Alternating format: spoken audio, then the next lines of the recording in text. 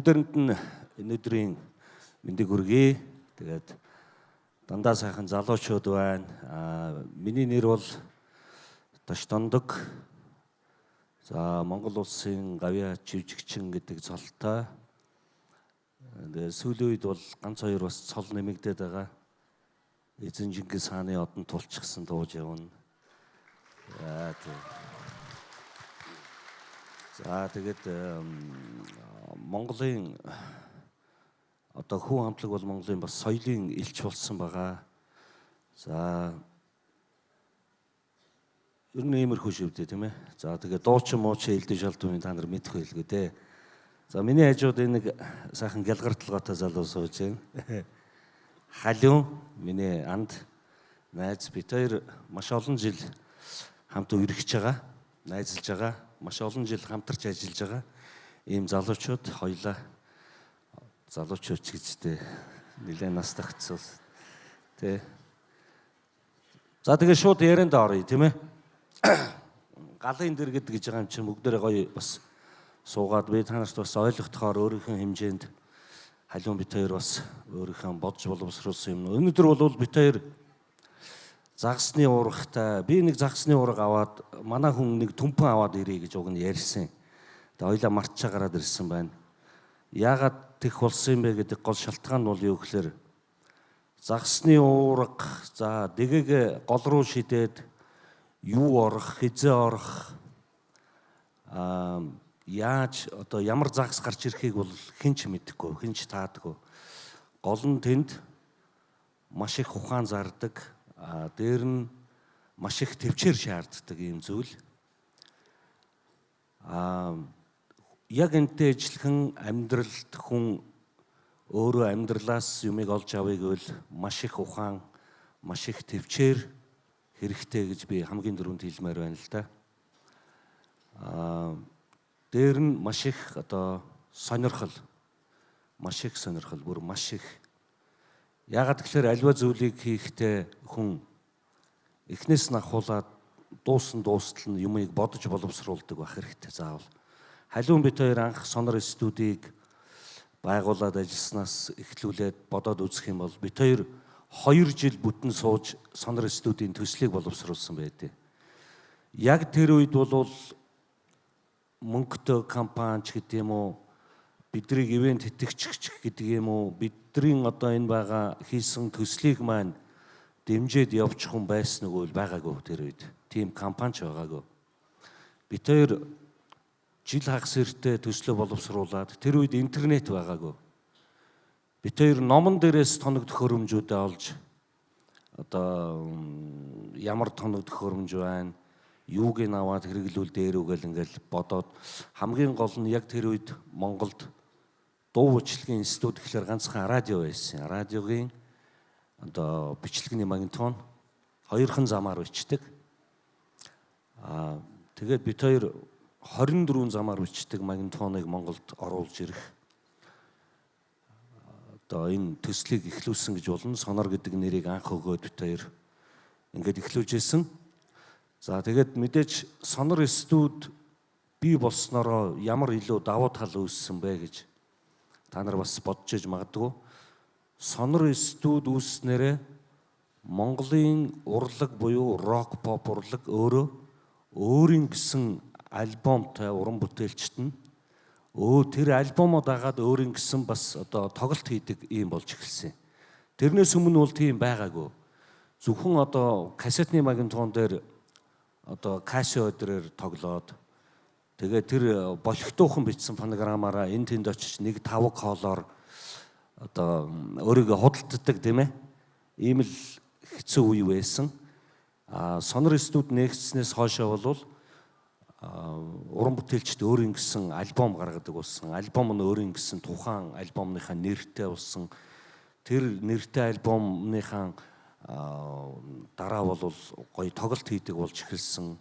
Ингээд одоо энэ тодорхой хэмжээнд бизнес болох анхан шатны одоо зүйлүүдийг халиун бит хоёр анх одоо Батүлхтай сонор студ гэж анх байгуулад ингээд эхэлж исэн юм түүхтэй байдیں۔ За миний нэ ярих юм байл яриараа зэ. За цаг ганцаараа яриа дуслаа шүү. Би уг нэг боломжийг ашиглаад нэг даашкагаас нэг хэдэн чатсан асуулт асуучихгээд бэлдсэн байсан чи эхнээсээ хариулаад асуугааг байхад хариулаа явуулчлаа. За юуны төнөө би энэ сая сонор студ гэдээ ярьлаа. Даашка битэрийн гаргасан White Album гэж байдгийг. Одоо зарагдаад дууссан. Одоо дэлхийд маш цөөхөн хувь надад үлдсэн. Тэгээ тэрнээсээ би Даашкад ингээд 5 ширхгийг бас өгье гэж бодож байна. Даашкад бол байхгүй. Даашка дуучин хүн учраас одоо CD-гээ хүн амтнд тарах, зарах одоо илүү идэвхтэй. CD-ний зах зээлд илүү ажилдаг. Тэгээ Даашкад энэ сонор студийн одоо битэрийн CD-г бэлгэлж байна. Айгу өөрийнх нь нэмийг өөрт нь бэлгэлж ядэр. Тэгээ ямар ч гэсэн энэ CD-г битээр ахаад хэвлүүлэх гэж байгаа. Магадгүй энэ CD маань пянз болчих магадгүй. Дээрээс нь сая Даашка хэллээ. CD-гээ хийлгээд тоглолт хийдэг тогтолцоонд орсон гэдэг тийм ээ. Яг тэр шиг битээр энэ тоглолтоо ахаад хийж магадгүй хэм мэдлээ тийм ээ. Тэгээд сонор студ гэж сая Даашка маань нэг процессыг ингээл ярьлаа л да. Яагаад манай залуучууд бас сайн мэдэхгүй л дээ. Сонор студ гэж юу юм те. Яг үнний хэрэгдээ сонор студ бол миний хувьд рок pop урлагийн сүм гэж би боддог.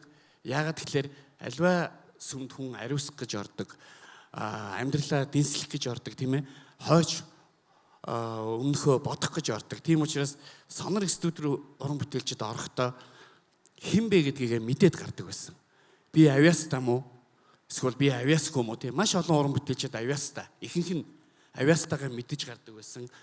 Зарим нь авьяасгүйгээ мэдээд гардаг байсан. Яагаад тэгэхээр тэр хүнд авьяасгүйгээ эртхэн мэдж байгаа хүн амьдралаа дараагийн одоо үйл ажиллагаанд ордог, тэг цаг алдахгүй ордог. Энэ учир шалтгаанаа мэддэг.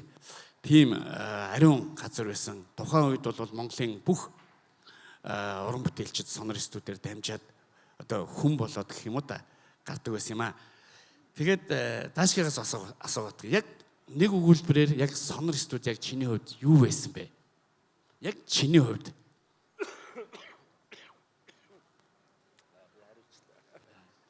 За миний хувьд бол сонор студ одоо миний амьдралын хамгийн ихний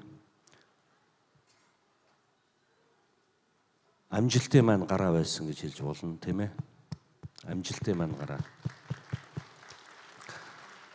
Яг ингээд би бол одоо нэг 54 настай л да. Гэхдээ одоо энэ 50 насныхан байдгийн юм өнтэргээд фэйсбүүкээр айгүйх чи иргэдэг юм байна лээ. Байгаа шүү заа. Амьд мэлтийгээл явж байгаа шүү. Тэгэхээр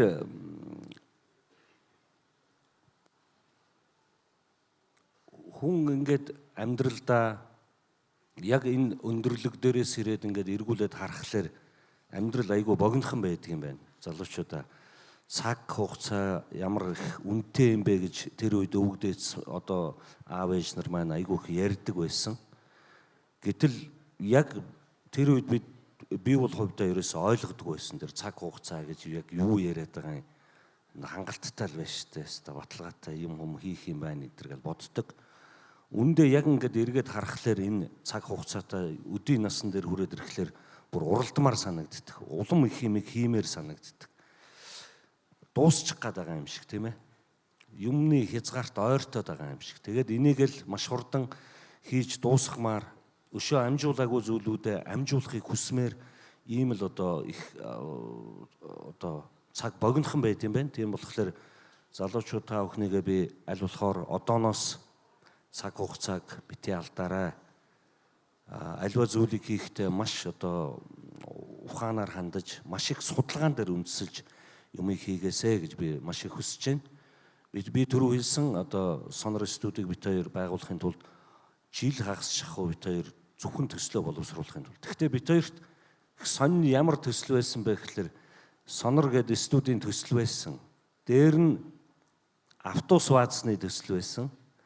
Дээр нь такси ваазын төсөл байсан бит хоёрт их сонин.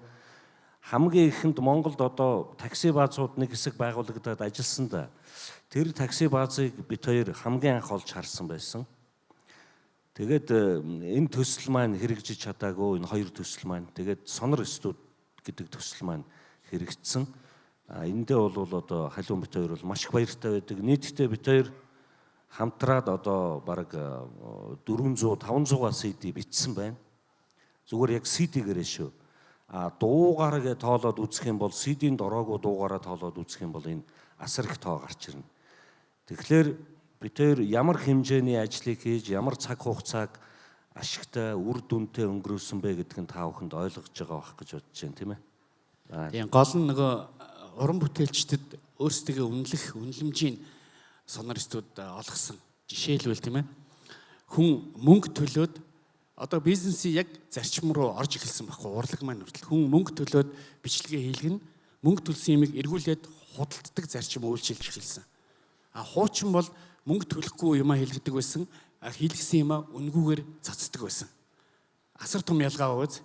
Тэгэхээр энэ тогтолцоог бий болгож өгсөн гэдэг утгаараа сонирхсууд маань их одоо хувьсгал хийсэн гэх юм уу та. Дээрээс нь одоо яг ингээл өнөөдрийн байдлаар ингээл харж байгаа Дашка маань ингээл хүү хамтлагийг санаачлал бий болгоод өөрөө одоо хүүхдээр бол өсгөж бойжуулаад гарын ганцхан дөрөөгийн хөлийн дөрөөнд нь хөргөж өгч байгаа. Жишээлбэл энэ маань өөрөө нэг амьдралын их сургууль гэдэг маань тэр сонроос явсаар хагаад тэгээд ингээс жишээлбэл би ингээд хүү хамтлагийг тийм ээ Японд одоо нэртэй том фестивальд ингээд урьж тоглуулъя гэж би одоо санал тавьж байгаа. Жишээлбэл Дашка энэ миний найз те. Найзын хувьд бол Монгол зарчмаар бол ингээд Дашкагаас асуухад Дашка найз ч мэдэхгүй. Одоо хүү хамтлагийг Америкийн лейбл компани хариуцдаг болсон гэх жишээний. Тэгэхээр энэ юу гэж байгаа гэхээр нөгөө яг нөгөө соёл урлагийн зохистой хөгжил урлаг гэдэг маань өөрөө авиас дээр үндэслэдэг юм аа. Урлаг гэдэг маань өөрөө авиас байгаад авиасад үйлчилдэг бүхэл бүтэн бүтэц байх хэрэгтэй юм байна.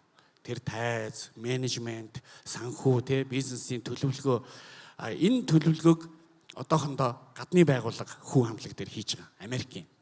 Тэгжиж хүү хамтлагийг дэлхийд гаргана гэсэн тийм одоо Дашкагийн тооцоотой. Яг зарчмаар явж байгаа үйл явдал маань энэ маань одоо Дашкагийн хэлэх гээд байгаа зүйл бол яг ингээд сонористууд Дашкагийн бүх амьдралын урлагийн амьдралын бүх сургуулийн үндсэн суурь нь болсон. Миний хувьд бас яг тийм нөгөө талаар яг өнөөдрийн ярилцлагын нэг гол үр дүн юу хүмүүс одоо юу ойлгоод гараасай. Одоо битээч гэсэн юу ойлгосоо гэдэг зүйл маань гэвэл ямар ч юмд тууштай байх хэрэгтэй. Зөв. Хүн амьдралдаа маш олон удаа унаж босно. Эр хүн 7 алдаж 8 сэгдэг гэдэг үгтэй адилхан одоогийн залуучууд одоогийн одоо дөнгөж амьдралдаа хариуцлага үүрж эхэлж байгаа хүмүүс ингээд эхний даваагаа давхтаа их шантардаг тийм ээ. Тэгэхээр яг тууштай явах юм бол удаан нь хамаагүй цаг хугацааны асуудал. Ерөөсөө хүн үргэлж өөдөгөө ингэж явдаг. Голд нь өөр юм эрхлээл магадгүй сая тааш хэлж бид тээр автобусны компани байгуулсан байсан бол бид тээр өнөөдөр та нарт лекц унсаад сууж явах ч байсан үгүй юу те мэдэхгүй шүү дээ. Энэ бид тээр нэг үзэг саас урьдсан энэ автобусны Дамбат Тэршагийн эцсийн буудлын дээр явж исэн. Би Зайсангийн эцсийн буудлын дээр судалгаа хийгээл явж исэн байхгүй тухайн үед. Хэдэн хүн автобусанд суудгийг, хэдэн литр бензин зардгийг ингээл те. Ингээд гэхдээ энэ тухайн үед бид тээр өгөх юмаа өгсөн байхгүй. Ягаад гэвэл мөнгөний үн чанар үнцийн дээрээс нь зардал төсөв орлогыг яаж тооцоолдог юм бэ гэдэг анхны ойлголтыг бид тээр өгсөн. Магадгүй бид тээр студ байгуулахаа явж байхдаа дөнгөж урлагийн сэтгхүүдээр хэдэн төгрөг олох нь хамаагүй хийгээд авъя гэдэг сэтгхүүгээр явж исэн бол энэхүү төсөл маань тухайн үедээ хэдэн төгрөг зарахын хэдэн төгрөг олохын гэдэг энэ ойлгомжийг бид тээрт өгсөн баг тийм ээ. Тэгээ бид тээр сая загсны ураг гэж хэлсэн зарим нь бас ойлгоогүй байж. Бид тээр чөлөө цаг харамсалтай нь маш бага гардаг болсон. Гарах юм бол бид тээр загсанж явдаг. Загсанж явах одоо ач холбогдол мэдээж эрүүл агаарт маш хол уулд аваад бид тээр өөрийн мэдлэгөө алхдаг байсан. Ихэвчлэн бид тээр студид суугаад хөдөлгөөнгөө суудаг байсан. Уулд агаад даваад алхдаг. Эх орныхоо байгалийн гоо үзмжийг бид тээр биширдэг. Дээрээс нь яг гол ингээд урсж яхад голын чимээ сонсож яхад хүний толгойд ямар ч ажил бодогддггүй. Зөвхөн хаанаас ямар загас гарч ирэх бол гэдгийг л боддог. Хүн тэгэхээр дээд зэргийн амралтыг авч чаддаг гэж би бодд юм л да. Тэгдэгөө. Мэдээж одоо нэг загас магс руу явчлаа хамаагүй. Зөв. Бид хоёр бол байнга загсанд явдаг. Гэхдээ энэ загас барихтаа гол нь шээ. Гол нь бид нар маш сайн амарч чадж байгаа юм. Хоёрдугаарт энэ Ер нь залуучууд та бүхэнд хэлэхэд байгаль дэлхийтэйгээ маш ойрхон байгаарай. Тэрийг маш ихээр хайрлаж байгаарай гэж би хэлмээр байна. Би бол рок попд 36-7 жил ажилласан байна. Надад нэг 1500-600-га дуучин шавнар байна. Нэг 27-8 тон мастер шавнар байна. За ингээд бодоод үзэхлээр маш олон одоо залуу дуучдыг бий болгосон. Та бүхэн сайн мэдэх байх Киви хамтлаг байна. Маралжингоо байна, манай Наги байна, тэ? Соко байна, хишиг жаргал, хишиг далаа байна. Гэл ингээд цааш нь одоо суулаад ярих юм бол механик, S4, тэ? Энэ хамтлагуудыг одоо гаргаж ирсэн манай Натур саунд төв. Тэгэхдээ эргээд ингээд бодохлоор энэ залуучууд маань та нар өөрсдөө ингээд сайн хүнтэй нөхөрлөх, сайн хүнийг дагаж явах гэдэг бол маш их үр дүнтэй. Тэндээс та нар маш олон зүйлийг олж мэдэж авдаг. Ер нь бол зарим залуучууд ингэж ярьдаг л да. Одоо энэ хэдэн өгсчүүл яах вэ ингээд хийх юм хийгээд дууссан. Наа чинь хуучинсаг тэгээд нэг юм тэр дээр үеийн амарсан үеийн юм яриад эсвэл амарсан үеийн дуу зохиогоо сууж идэх ингээд ярьдаг юм байна л л дээ. Гэхдээ үндэ бол тийм биш. Яг өдийн насны улсууд амьдралын туршлага буюу хийсэн бүтээснээрээ бол өөр юм байгаа. Эндээс л бид нар маш их цагийг хожиж, маш их цагийг товчилж, асар их зүйлийг мэдж авах болцоо бий.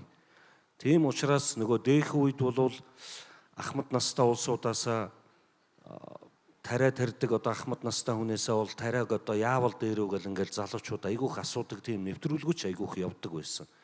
Энэ ямар үр дүнтэй байсан бэ гэхээр тэр залуу хүн тэрийг дахиад тэр өвгөн шиг тийм урт хугацаагаар туулах биш, маш богино хугацаанд товчилж очих болцоо л байгаа. Энийг л би та нарт маш сайн захиж хэлмээр байна. Тийм учраас ахмадуудтайгаа амьдралыг үздсэн нас тогтсон улсуудаасаа өөрсдийнхөө сонирхож байгаа мэргэжлийн дагуу зүйлүүдийг маш их асуул, та нар маш их товч замыг одоо туулах болцоотой гэж би хэлмээр байна л да. Хүү хамтлаг бол би бол ийм рок поп хүмүүртлөө би одоо юу гэдгийг түүх нэг сонирхдаггүй ийм л хүн байсан л да. Тэгээд аавыгаа өнгөрснөөс хойш би аавынхаа нутагт очиод тэр өндөр цастай оргил уул руу хараад байж байхдаа анхын санааг олсон. Би аавдаа уг нэг 100 дуу зохиож өгөх гэдээсэн. Тэгээд тэр дуу болохоор ийм нийтийн дууны ая орж ирээл. Тэгээ аав гэхлээр нэг юм рок дуу орж ирээл, нэг сонь дуунууд, аялгуунууд орж ирээсээ болчихгүй байсан. Тэгээ бодоод сууж исэн чи гинтхэн би бодохгүй юу. Үгүй эн чин ховдын чандман гэдэг чинь хөөмөний их орон, хархирааны их нутаг нь байна. Юу бодоод яваад байгаа юм бэ? Ерөөсөө өвөг дээдстэй аавдаа зориулаад ийм нэг гоё хархираатай хөөмийтэй эрч хүчтэй нэг тийм дуу зохиол гэж анх бодож олсон. Тэгээ тэр маань цаашаа ингээд судалгаа болоо сүүлдээ ингээд ухаад судлаад ингэж явсаар хагаад энэ маань энд хүрээд ирчлээ тийм ээ. Би тэр үед түүх мөхийг би сайн мэддэггүй байсан гэж түрүү хэлсэн. Одоо би түүхийг судлаад ингээд ухаад хүмүүстэй уулзаад ярилцаад асуугаад лавлаад ингээд ирэхлээр манай өвөг дээдс ямар мундаг түүхтэй байсан юм бэ? Тэр түүх дотроос бид нар яасан их зүйлийг дахиад олж харж болох вэ? Энийг бид нар маш сайн бизнес болгож болох юм байна гэдгийг би олж харсан. Жишээлбэл та нар хүн хамтлагийн хувцсыг харсан. Загвар дизайнуудыг. Энэ бол яг тэр өвөг дээдсийн маань түүх тэнд байгаа зүйлүүдээс л ухаж гаргаж ирсэн зүйл. Энийг л олж хараад байнга бодож боловсруулаад удаан хугацаагаар ч хамаагүй бодож боловсруулж байгаа л нэг загвар гараал ирнэ. Удаан хугацаанд бодож боловсруулж ухаж судалж ингэж явсаар хагаад нэг дуу гаргаал ирнэ. Бидний өвөг дээдс бол юу гэдгийг та нарт би нэг юм айгуу сайн хэлмээр санагдаад байна. Өвөг дээдс гээд эргээд хуучин юм руу яваад байна гэл зарим хүмүүс фэйсбүүкээр айгуу их жиргэж байгаа. Бид нар хуучин юм руу явж байгаа юм биш. Бид нар энийг мэдхгүйгээр монгол хүн биш ээ. Бид нар дэлхийд ганцхан энүүгээрээ л ялгарна. Энэ түүхээрээ, энэ өвөг дээдсээрээ бидний өвөг дээдс юу хийсэн гэд та нар асуувал хэлэх юмтай байх ёстой. Нэгдүгээрт энэ дэлхийн холбоо шууданг манай өвөг дээдс гаргаж ирсэн. Одоо бол та бүхэн дэлхий тэр чигээр холбоо шуудангаар амьдарч байгаа. Бидний өвөг дээдс олон улсын худалдаа арилжааг хамгийн дээд түвшинд хөгжүүлэхэд нь хамгийн гол үүргийг гүйцэтгэсэн. Одоо бол дэлхийн бүх эдийн засаг олон улсын худалдаагаар л амьдарч байгаа. Бидний өвөг дээдэс хууль цааз гэдэг юмыг дэлхийд хамгийн анх бий болгож өгсөн. Одоо бол бүх улс орон хууль цаазгүйгээр явахгүй цааш. Төрөлт улс, тийм ээ? Гэрэг гэдэг одоо энэ дипломат паспорт буюу тэр үед л тэгж хэлдэг байсан болохоос биш. Одоо бол энэ юугаараа бол бид нар бүгд л гадаад паспорт аваад дэлхийн улс орнуудаар зорчиж байгаа шүү дээ. Энийг хэн хийсэн бэ? Дэлхийд хамгийн гол юмнуудыг хэн хийсэн гэд асуул монголчууд л хийсэн. Өвөг дээдс маань л хийсэн. Ийм өвөг дээдсийн үр сад бид нар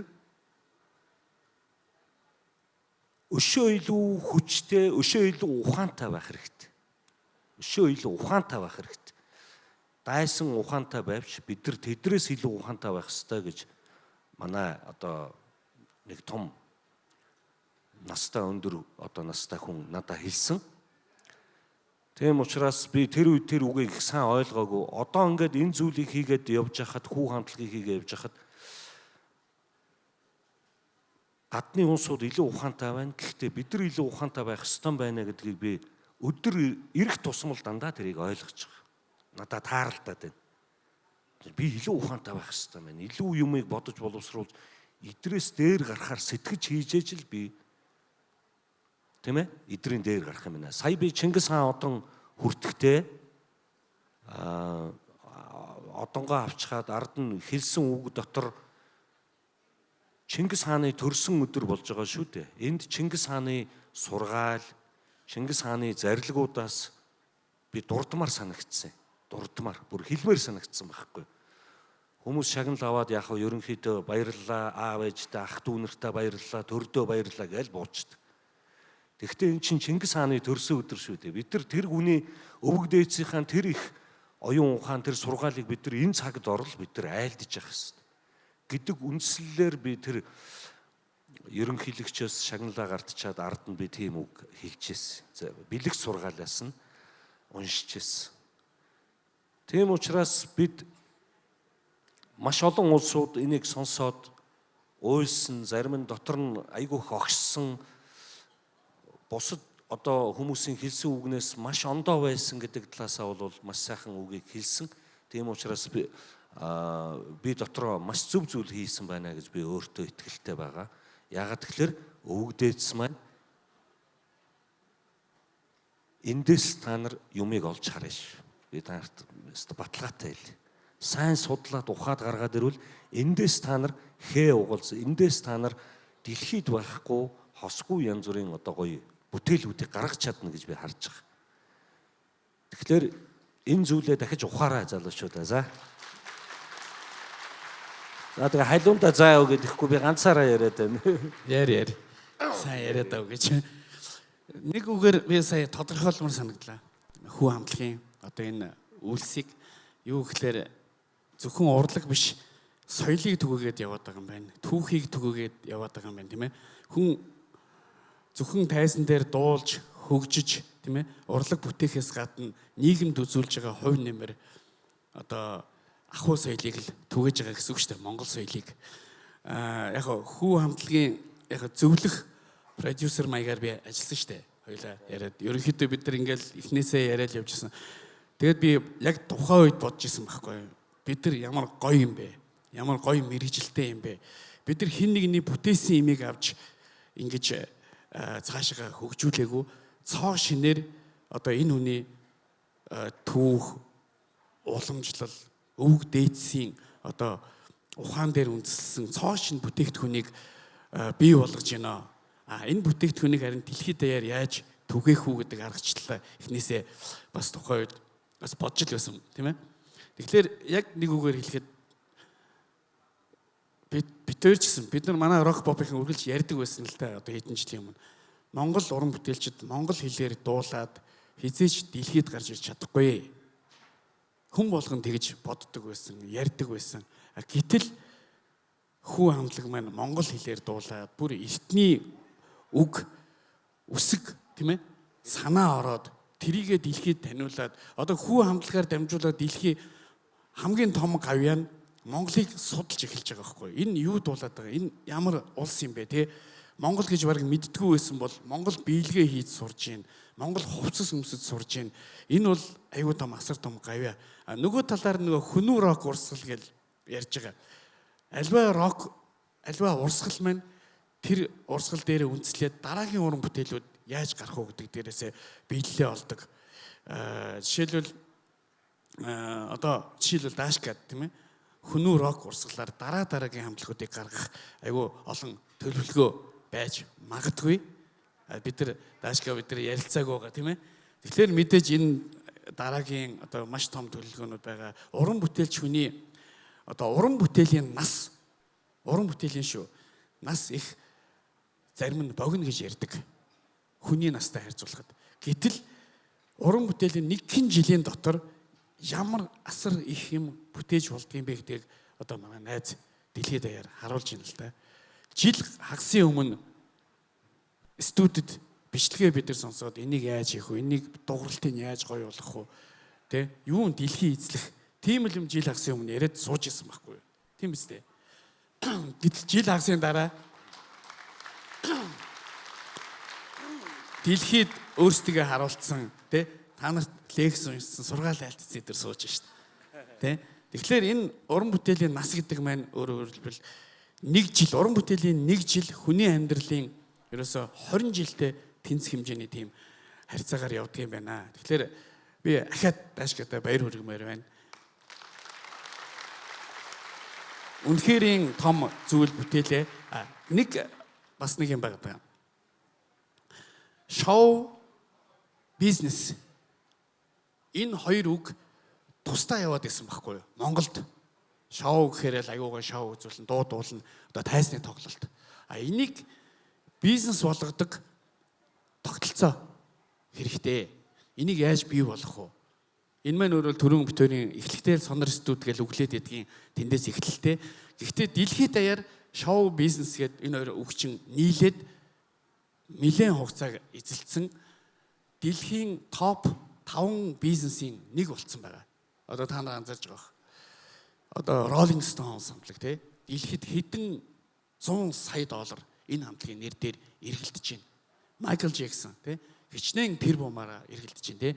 Хүү хамтлаг жишээлбэл энэ жил, дараа жил, тэрний дараа жил хичнээн 100 сая доллар дэлхийд эргүүлэхийг бол би таашгүй. Гэхдээ энэ маань ямар ач холбогдолтой юм бэ гэхээр нөгөө бидний Монгол улсад маань маш ач холбогдолтой байхгүй юу? Жишээлбэл хүү хамтлагийн тоглолт манай White Rock Center-т хамгийн анхны тоглолт болсон. Тэгэхэд хүү хамтлагийг үзэх гэж гадаадаас, Японоос, Хятадаас, Оросоос, тийм ээ, Германаас нэлээд олон хүмүүс бүр аяллахаа зориг болгож билет авч орж ирсэн байхгүй юу? Та нар Game of Thrones гэж кино мэдэн шүү дээ. Тэр кино зураг авсан газрууд жуулчлалын дэлхийн төв болцсон байгаа. Яг тэрнтэй адилхан хүү хамтлагийн үлгийн нутаг жуулчлалын Аз ТV тийм ээ. Дэлхийн төв болохыг бол бид нар үгүйсэхгүй. Миний хэлэх гээд байгаа юм юу гэхээр эргээд шоу бизнесмен тухайн улсын хөгжилд үзүүлэх ач холбогдол эдийн засгийн болон нэр хүндийн ач холбогдлыг бол үнэхээр агуу том юм эхэлсэн. Бид нар мэдэхгүй шивж магадгүй тий. Тийм учраас манай энэ гадаад харилцааны яам аялал жуулчлалын компаниуд тийм ээ энэ дээр бүр яг фокус хийж бүр энэ хүү хамтлагийн бүр энэ кейс дээр фокус хийж бүр жуулчлалын салбарыг бүр тусгайлан авч үзэх ёстой гэж би бодоод байгаа байхгүй юу? Жишээлбэл энэ Солонгосын BTS гэдэг хамтлагийг залуучууд тавхан мэдэх байх. Тэр хамтлаг бол зөвхөн Солонгос улстай жилд 4 тэрбум долларын орлого оруулж идэг ийм хамтлаг байгаа. Шоу бизнес өөрөө зүгээр Монголд нэг иймэрхүү үнэн сэнгүй байгаад байгаа нь маш харамсалтай байна. Шоу бизнесээр уул уурхаагаас ч илүү их мөнгө олж болдог тийм том бизнес. Тийм том салбар байхгүй юу? Энийг маш зөв голдролд нь оруулаад яг энэ дэлхийн шоу бизнесийн тэр эргэж байгаа араа шиг ийм одоо хэлбэр дүрсэнд оруулаад бид нар хөдөлгөж чадвал залуучууд тав хүн маань хөдөлгөж чадвал энэ маш том бизнес, маш том ашигтай бизнес. Тэг баярлалаа. Тэр хамгийн түрүүнд алга тассан залууд маш их баярлалаа. За тэгээд хүү хамтлаг, хүнүү рок хурсгал гэдэг энэ нэг юм яриад байна л да. Энэ ямар ашигтай юм. Зарим улсууд бол өгсөн баас юу хийсэн энэ төр гэл айгүй янз бүрийн коммент биччихэлээ. Яг вэ тэр тэгж бичиж болно тэр хүний л үзэл бодол. Тэгвэл би тэр хүн таалагдах гэж энэ зүйлийг хийгээгүй гэдэг айгүй сан ойлгож байгаа. Таалахгүй байж болно хамаагүй те. Нэг имийг л залуучууд минь ойлго. Энэ Монгол улсад хэрэгтэй. Энэ та нарт хэрэгтэй байхгүй юу? Цаад утгаараа. Яагаад та нарт хэрэгтэй юм? Маш олон жуулчид Монголд ирнэ. Энэ маш их мөнгө орж ирж байгаа байхгүй юу Монголд. Энийг бид нар та нар тосч авах хэрэгтэй байхгүй энийг. Бид нар биш байхгүй да та нар байхгүй юу. Тэ? Хүү хамтлаг ингээ жуулчд орж ирэхлээр мөнгөний хамж авахгүй үстэй. Тэр чинь ойлгомжтой шүү дээ. Монголд ороод ирэхлээр нь та нар тосоод ав. Яаж тосч авах юм? Англи хэлтэй бай. Яаж тосч авах юм? Тэр бизнесийнхаа байр савыг айгүй гоё өндөр хэмжээнд засварлаад янз л хоол ундныхаа амтыг өшөө илүү сайжруул дэлхийн хэмжээнд тийм ээ. Зүгээр бууз гэхэлэр бууз гэдээ байгаад байж болохгүй. Буузан дотроо ногоотоо ногоогүй, халуун ногоотой, амттай амгүй янз бүрээр нь гоё хийх хэрэгтэй шүү дээ. Тийм биз дээ. Тэгэд хүний анхаарлыг таталтаа тэр долларын авал та нар. Ингээд л Монгол улс хөгжиж шүү дээ цаашаага. Энэ бизнесийн орчинг бид нар одоо бий болгохын төлөө санаа зовж эхлэх хэрэгтэй залуучуудаа. Тэрнээс бие бинийгээ муулах хэрэггүй. Энэ ямар ч ашиггүй байхгүй тийм ээ. Тийм учраас энэний төлөө бүгд өөрсдөө бэлдэж, оюун санаагаа бэлдэж одоо энэ зүйлд энэ зөвлөө одоо бүр ханцуугай шамлаад дайрах хэрэгтэй энэ залуучууд. Би танаас ингэж уриалмаар байна. Хүү хамтлагийн манай яриаг чинь тасалчлаа. Зүгээр хайгуу том ач холбогдлыг би нэг уран бүтээлчин болохоор яг гоо саяны даашгагийн бит хоёрын хэлдэг бол одоо улс орн тийм ээ. Уран бүтээлчдэд ямар хэрэгтэй юм бэ гэхээр хамгийн том ач холбогдол нь юу гэхээр даашга болон хүү хамтлаг ингэж хийж болдгийм байна гэдгийг баталсан явдал байгаа. Өөрөөр хэлбэл энэ хамтлагийн мөрөөр Монголын маш олон уран бүтээлчид эрэл хайгуул хийж одоо дэлхийд гарах ийм их аяндаа гарч байгаа. Замын загаад өгсөн гэсэн үг байхгүй нэг жим гаргаад энэ хаалгаар гарах юм бол ийм зарчмаар ажиллаад энэ хаалгаар гарах юм бол та нар дэлхийд гарна гэдгийг харуулсан батлаад элдв хэл сурах шаардлагагүй. Яг амьдралын одоо бизнес янз бүрийн хэл одоо хэрэгтэй. Гэхдээ уран бүтээл хийхэд монгол хэлээр монгол хөгжмөө тоглоод явхад дэлхийд гарч болох юм байна гэдгийг харуулсан. Магадгүй 100 жилийн дараа 200 жилийн дараа яг энэ тайзан дээр битэрийн оронд нэг хоёр нөхөр гарцсан тийм ээ. Юм тодорхойлоод сууж явах хэл та. Чингис хаан Монголд анхны холбоо харилцаа шууданг бий болгосон. Гадаад худалдааг бий болгосон тийм ээ. Хүү хамтлаг Монголын соёл урлагийг дэлхийд гаргасан гэд жишээн дээр орцсон явж явах ёстой байхгүй тийм ээ. Тэгин байх гэж би бодож байгаа. Найс нэг юм хэлээ. Хойч ирээдүгэ бий болгож байна. Магадгүй бид нар юу хийж байгаагаа мэдэхгүй зүгээр л хүсэл мөрөөдөл дээрээ жигүүрлээ явж исэн зөндөөл уран бүтээлүүд байсан. Гэхдээ хүү хамтлагаас эхлээд бүх уран бүтээлчдийн хийж байгаа уран бүтээл утга учиртай болж ирсэн гэж л би хэлмээр байна. Би та нарт нэг зүйлийн тухай маш сайн ойлгохоор хэлж өгье. Юу гэхээр хүнүү рок урсгал гэж яагаад нэрлэх болсон юм бэ гэдэг талаар. Энэ зүйлийг би яг судлаа явж байхад товшуур гэдэг одоо манай тэр Тамкагийн бариад байгаа тэр гурвалжин хэлбэртэй нэг юм гурван утастай хөгжим байгаа. Гадныхан бол энийг Монголын гитар гэж нэрлэж байгаа. Энэ бол товшуур хөгжим.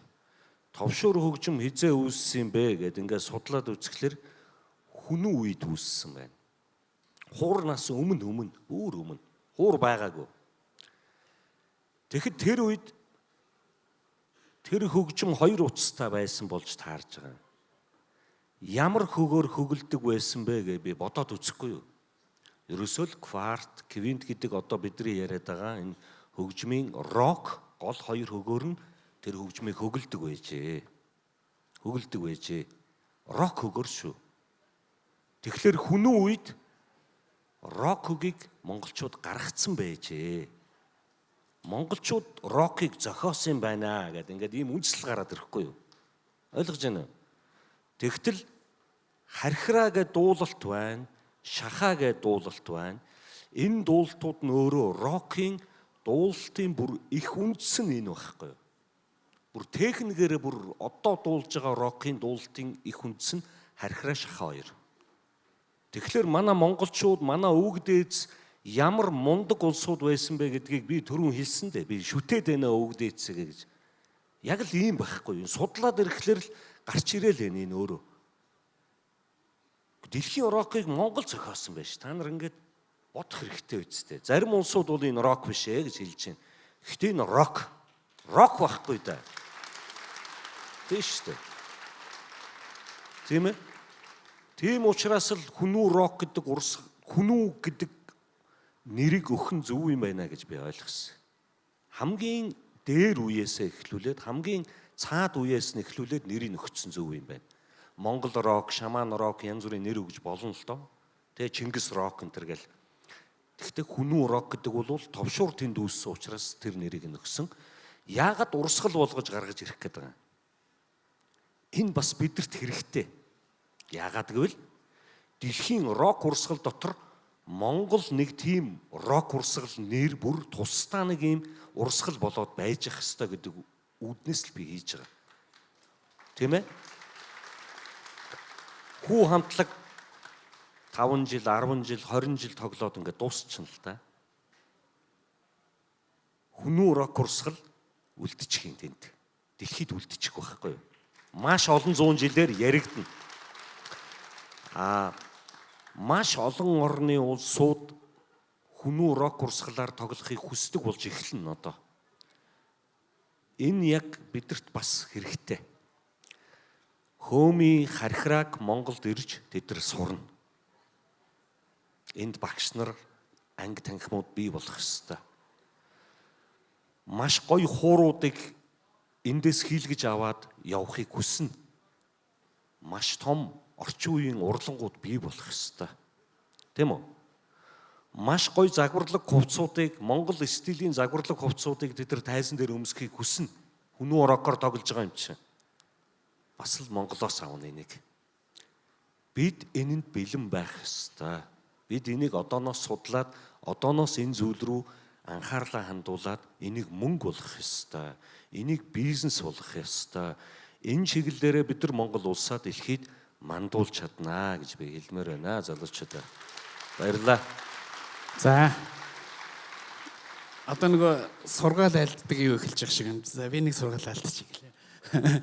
За ерөнхийдөө шоу бизнесийн одоо үнэлэмж тогтолцоог бий болгосон гэж сая ярьж байна. Жишээлбэл Сонор студ маань хамгийн анх одоо шоу бизнесийн тогтолцоог бий болгосон. Би өөр жишээ хэлэх гээд байгаа шүү. Камертон хамтлаг, хар сарна хамтлаг, Никтон хамтлагч яг манай Сонор студээр хамгийн ихний альбомуудыг бичсэн. Тэгээ тэр альбомуудыг Сонор студ маань тухайн үеийн ханшаар нэг хамтлагаас нь сая 500 мянган төгрөгөөр худалдаж авч ирсэн. Одоо өөрөөр хэлбэл одоо хүртэл Камертон хамтлагийн 18 нас альбом Сонор студийн одоо албан ёсны эзэмшилд ор байдаг гэсэн үг. Никтон хамтлагийн те нөгөө эхний хоёр альбом хар сарна хамтлагийн бүтээн сүнөн гэдэг юм. Би нэг юм харж ирсэн л да тухайн үед Камертон хамтлаг альбомо бидэрт зарангуудаа бүгдээрээ нэг дугуй авч унаад бүгдээрээ үсээ шараар бодуулаад бүгдээрээ нэг нохоо худалдаж яваад ингээд өөрөөр хэлбэл хүүхэд насны мөрөөдөл нь биелж байгаа. Юугаар дамжиж мөрөөдөл нь биелж байгаа юм бэ гэхээр авиасаар нь дамжиж. Тэр хүмүүс авиасаа үнэлүүлээд эхэлсэн байхгүй юу. Гэтэл одоо Камертон хамтлаг ямар үнцэнтэй, ямар мундаг уран бүтээлчд тэ Никтон хамтлагийг бүтэн стадион дүүргэж чинь тийм ээ. Монголын шоу бизнес хизээ юм байсан юм бэ. Тэгэхээр хар шороо хөрсөн тухайн үеэс би усан дээрээс нь тухайн хамтлаг уран бүтээлчдийн тууштай амьдрал, тууштай зүтгэл, итгэлийн үндсэн дээр энэ бүх амжилтууд бий болж байгаа. Тэгээд би утга учир юу юм бэ гэд бас боддог л доо. Уран бүтээлч хүний утга учир бол ерөөсөө л уран бүтээл. Энийг дэмжиж байгаа цаана усалж өгж байгаа тухайн уран бүтээлчдийн гэр бүл, найз нөхөд тухайн уран бүтээлийг тусаад авдаг, алгаа ташаад авдаг та нар шиг хөгжөөн дэмжигч, балет шиг одоо фэнүүд тийм ээ. Энэ үндсэн дээр бий болдог учраас бол хамтын бүтээл байт юм аа. Тэгэхээр та бүхэн үргэлж урлагийг дэмжиж яваарай. Урлагийг өөрсдийнхөө амьдралын чиг мөр болгож яваарай. Урлагаас үргэлж зөв энерги авч байгаасаа л гэж би бодож байна. Тэгэд элдв хорд зуршлаас хол байгаарай. Залуу хүмүүс, арх тамхи тийм ээ. Залхуурл энэ бүгдээс хол байх юм бол та бүхэн Монголын ирээдүй, Монголыг дэлхийн одоо том улс болгож чадах болсон шүү гэж хэлмээр байна. Баярлалаа.